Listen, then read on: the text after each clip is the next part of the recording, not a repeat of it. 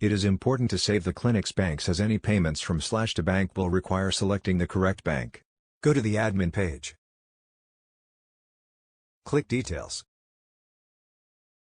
Scroll down and click Add/Edit Bank. Click New to add a new bank. Type in the name of the bank. If this bank provides statements that can be imported to Intelsys, tick Upload Statements.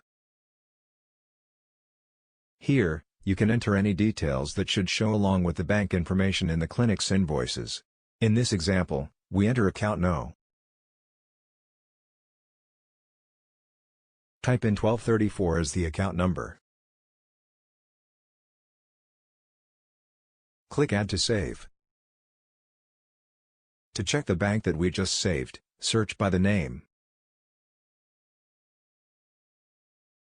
And select from this drop-down list at the bottom.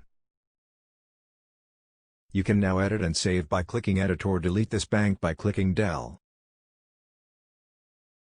Let's enter the SWIFT code as example. Type in the SWIFT code of this bank. Click Header to save the changes. Let's go to the Reports page to see how this bank details will appear on invoices. Select this year as the period. Click View Invoices/Debit Notes to list previously created panel invoices. Click View to display the invoice. By default, the Clinics bank details is saved under Add/Edit. Clinic details will be displayed. Other banks saved can be selected as well. Select the bank we have just saved, Maybank. The bank's details is saved will be displayed in this invoice. For bank with upload statements ticked, let's see how the imported bank statements will look like.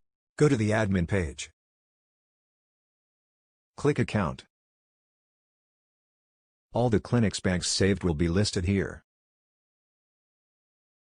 Let's select SIM reconciliation for example. These are the imported details from the bank statement. This area on the left consists of the transactions as appearing on the bank statement.